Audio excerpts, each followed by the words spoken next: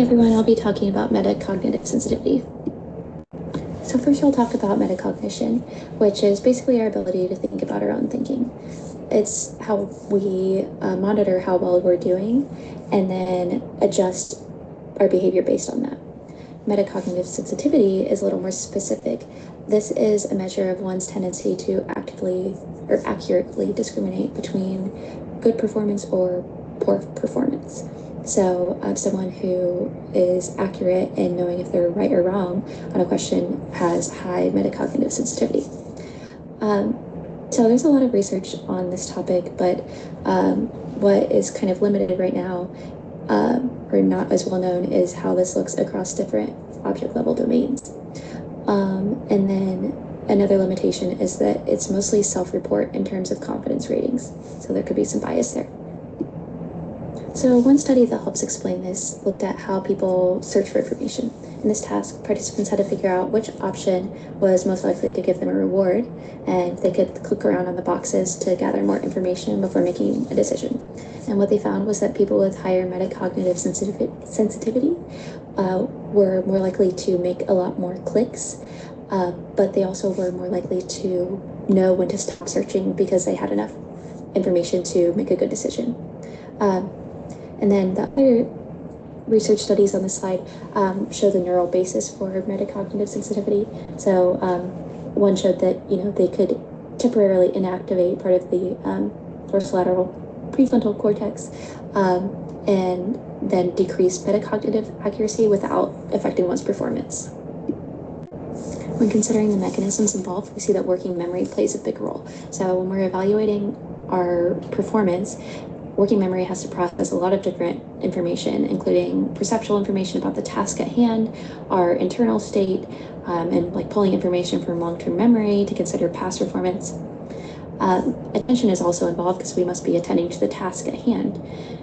Then there's top-down processing. So with that, we're gonna be using prior knowledge to guide our judgments of this kind of new information presented to us. And so that kind of helps with our efficiency. Then metacognition also affects decision making. As I'll talk about later, there's a study with information search, and people are able to decide when they have enough information based off their confidence of their accuracy in their judgments. So emotion plays a big role here too. So as we know, emotional materials are usually better encoded and recalled than neutral materials because we attend more to them. However, and I'll show a study on the next slide, but people were actually overconfident in their ability to recall emotionally salient information.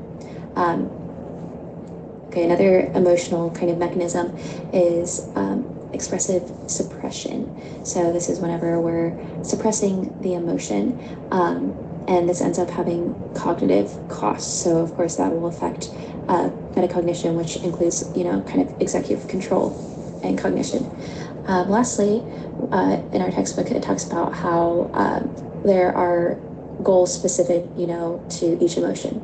So of course sadness and happiness will all have different goals, but anxiety is important to consider with metacognition because anxiety often has a goal of reducing uncertainty, and metacognition relates to feelings of uncertainty.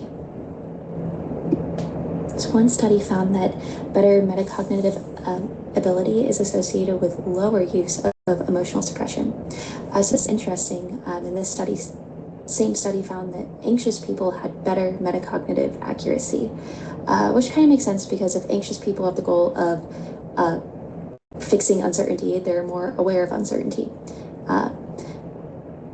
This is the research study that I mentioned on the last slide, where people were convinced that they were super accurate in their memory of 9/11, but they actually were no more accurate in their recall as compared to an ordinary event. So we can see that emotion does in fact impact metacognitive accuracy in a few different ways. And here is my references list.